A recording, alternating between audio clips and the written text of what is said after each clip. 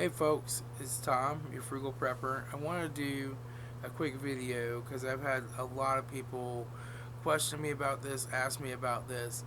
They've had their gallbladder removed and they uh, don't think that they could do a carnivore diet. Like they can't eat that much fat. Like they get nauseous every time they eat a little too much bacon, right?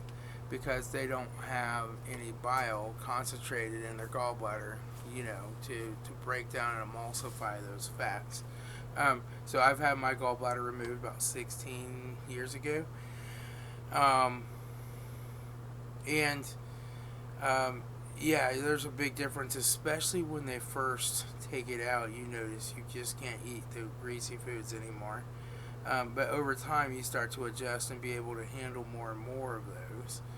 Your liver makes more bile, and also they take that bile duct and put it right into the duodenum, right, or the small intestine.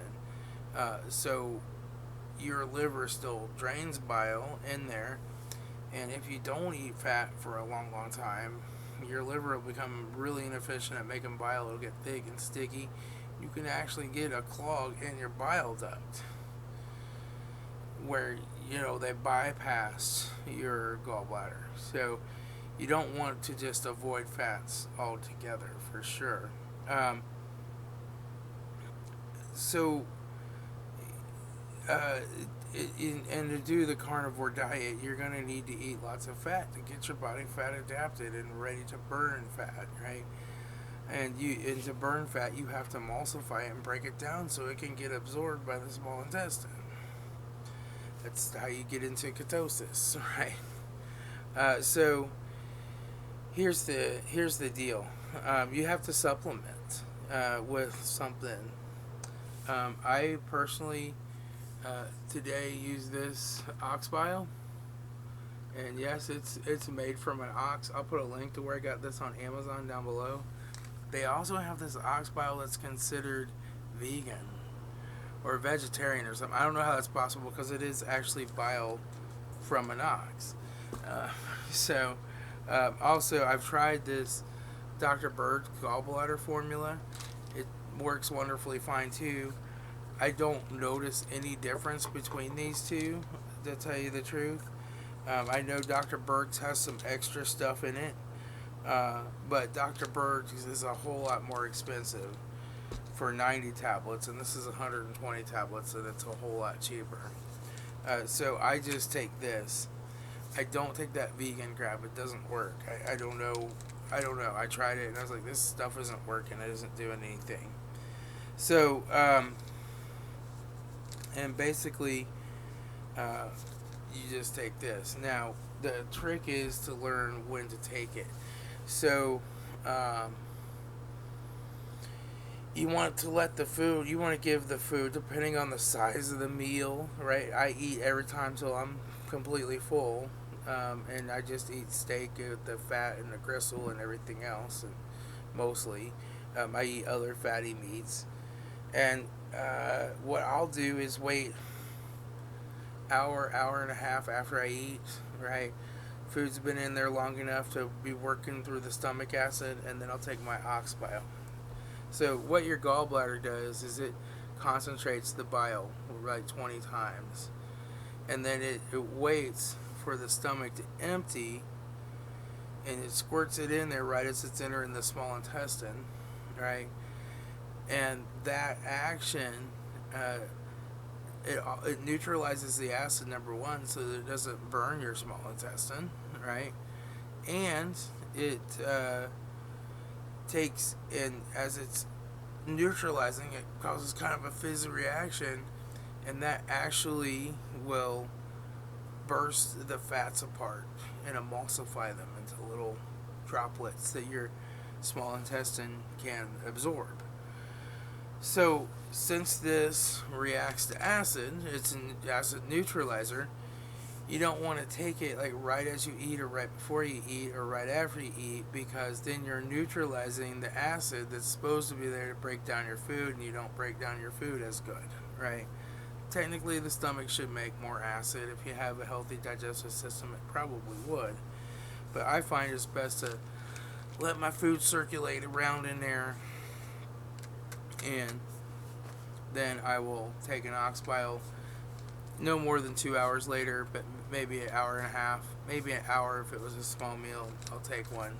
It doesn't have to be exact. It's not an exact science. But then that hits the stomach acid. It has that same fizz reaction. It breaks down, emulsifies the fat, and allows it to pass through. If I don't take ox bile and I eat way too much fat, after 2 or 3 hours, I'll start to feel really nauseous. I don't know why, but I feel really nauseous. I don't ever get to the point where I throw up, but I get to the point where I'm so nauseous, I'm thinking about just going to the bathroom and putting my finger down my throat because I am so nauseous, and it's just a terrible feeling.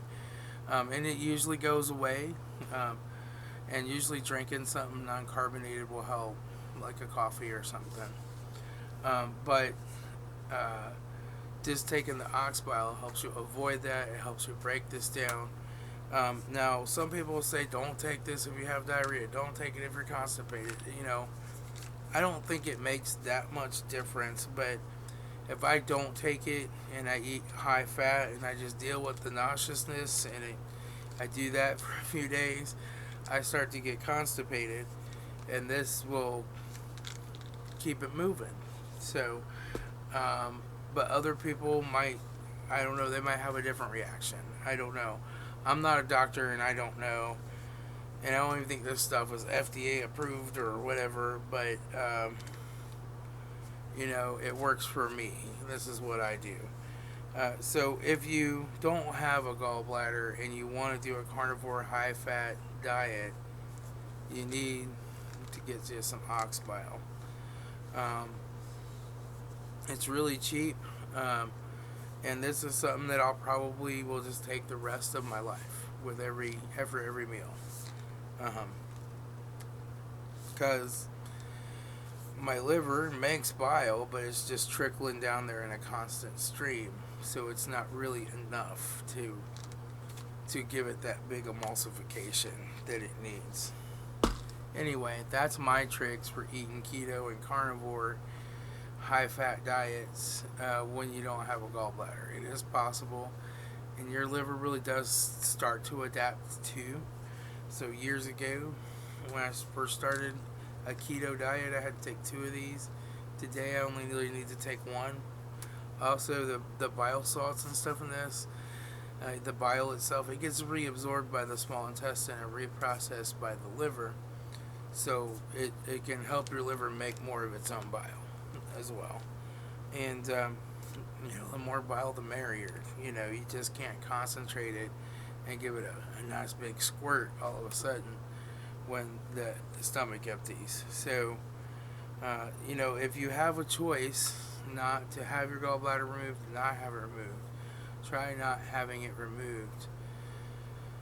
Try to eat more fat to get your gallbladder used to producing that. But if you have big old gallstones like I did, and you developed full-blown pancreatitis for it, and you're in acute pain that requires Demerol and Dilaudid, and you're in intensive care for a week, you may not have much of a choice unless you can talk the surgeon into just going in and removing the stones and leaving the gallbladder. But most surgeons, while they're in there, insurance companies and stuff, they just want them to take it out. So I don't know. I don't even know if that's possible. I know they did try to put a scope down me to see if they could go and like nip the front of my gallbladder and let the stone out, and it just didn't work. And then they had to go in and do the full-blown surgery. But you know, it is what it is. I just have to live without a gallbladder now, and ox bile helps you do that. I'll talk to y'all later. This is Tom, your Frugal Prepper.